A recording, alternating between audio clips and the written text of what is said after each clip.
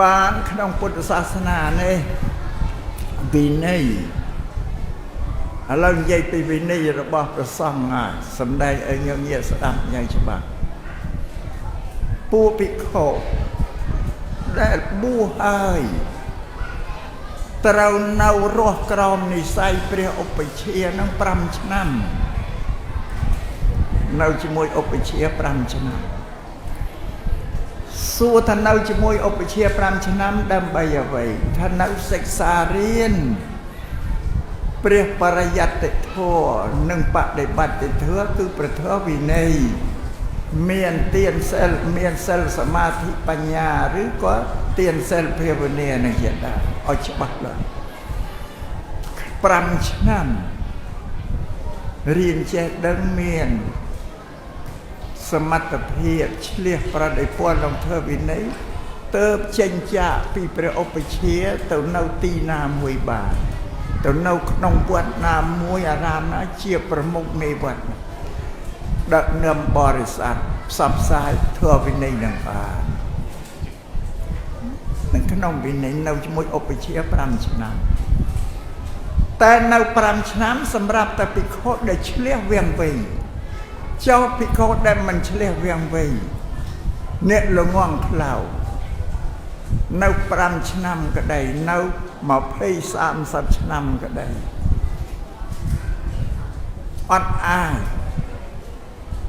ចេញពីឧបជាទៅនៅទីណាដឹកនាំគេបានទេព្រោះយើងមិន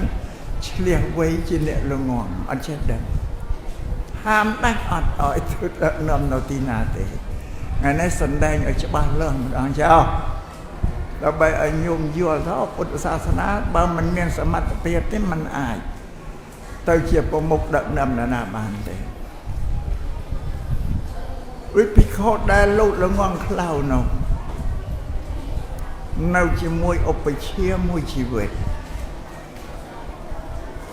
នៅក្រោមការគ្រប់គ្រងឧបជាមួយជីវិតសំបីតែមានកិច្ចត្រូវការនិមន្តទៅកាន់ទីណាមកលាឧបជាតែខ្ញុំសូមលាឧបជាទៅកាន់ស្រុកនេះភូមិនេះនៅសម្រាប់ភិក្ខុដែលល្ងងឧបជាត្រូវសួរថាអវសោមានដំណើរទៅកាន់ទីនោះជនបទនោះតើមានអ្នកណាទៅផងឧបជាសួរថាចេះបើប្រាប់ថាមានភិក្ខុអង្គនេះអង្គនោះដែរជាពហុសោតអ្នកឆ្លៀសប្រតិពលទៅផងបានឧបជាឲ្យទៅបានតែបើប្រាប់ថាទៅនឹងមានអ្នកណាទេទៅតែគ្នាឯងអ្នកមិនដឹងឧបជាអត់ឲ្យទៅបានទេតែឧបជាឲ្យទៅឧបជាត្រូវអាបត្តិហើយភិក្ខុដែលល្ងងខ្លៅទៀតសោតមកសួរមកសុំឧបជាហើយឧបលាទៅកាន់ចារឹកដែលខ្លួនត្រូវទៅឧបជាមិនបានសួរថាអវសោទៅជាមួយអ្នកណាឲ្យទៅឧបជាក៏ត្រូវអាបត្តិដែរញោមមកព្រះអង្គបញ្ញត្តិគ្រប់ទាំងអ្នកដែលសម័យខ្លួនល្ងងខ្លៅផងទាំងឧបជាផងមានទោសទាំងអស់តែបើមិនសាកសួរទៅតាមធម៌វិន័យ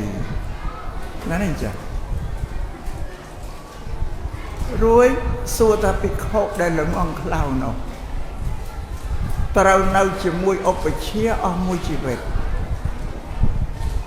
លុះដល់ឧបជានឹងលោកអនិច្ចធម្មទៅអស់ជីវជនទៅនឹងមួយឬឧបជានោះលោកលាសិក្ខាលោកលាសិក្ខាបទមិនដែរលោកលាសិក្ខាបទសឹកទៅម្ល៉េះឲ្យភិក្ខុល្ងងហ្នឹងអត់មានអ្នកណាជាទីពឹងទេវានៅល្អឡើយអស់ទីពឹងក្នុងវិន័យប្រាប់ថាត្រូវភិក្ខុដែលល្ងងសម្លឹងមើលជុំវិញទីលំនៅវត្តរបស់ខ្លួននឹងមានវត្តណាដែលមានបធិរៈដែលលុឆ្លៀសក្នុងធម៌ក្នុងវិន័យទៅសុំនិស័យជ្រោកកោននៅក្នុងលោកនឹងតទៅទៀតអត់អាចនៅតែឯងបានទេហើយបើជុំវិញទៅទៀតมันមានភិក្ខុជាថេរៈមានអនុថេរៈ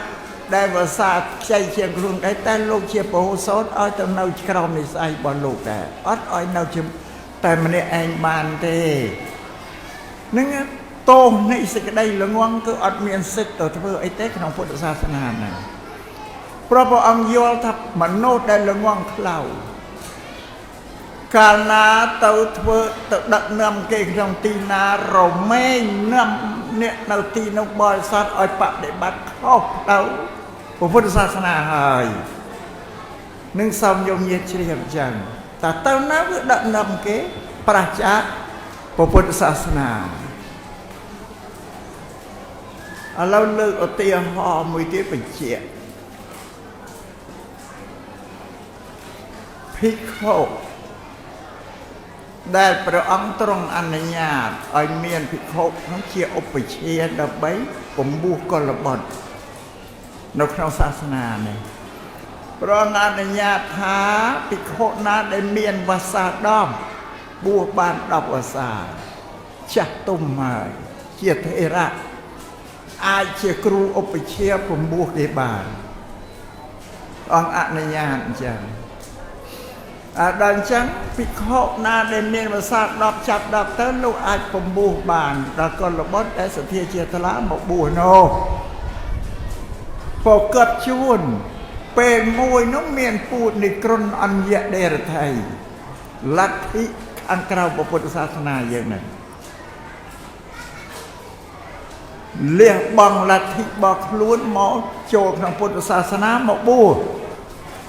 ដល់បួសទៅប៉ះឧបជាដែលលោកអត់ចេះដឹងឲ្យមានតែភាសា10ទេប៉ុន្តែអត់ចេះដឹងតែវិន័យដល់មកបួសរួចទៅពូជនៃក្រុនអញ្ញដេរថៃហ្នឹង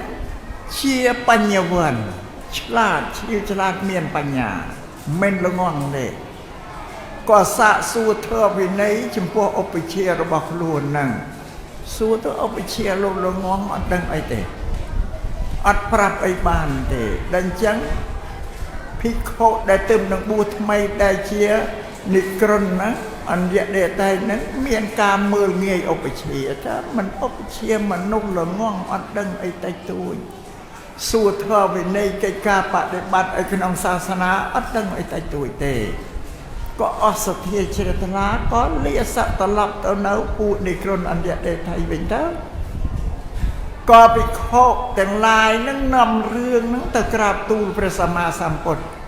អំពីឧបជាដែលល្ងង់ហើយពំពោះពូជនៃក្រុនអញ្ញដេតៃដែលមានបញ្ញានឹងបួសហើយទៅអត់មានបង្ហាត់បង្រៀនអីសិស្សបានគេសួរអីក៏អត់ដឹងព្រះអង្គជ្រាបរឿងនោះបញ្ញត្តិមួយទៀតសង្កត់មួយទៀតថាភិក្ខុ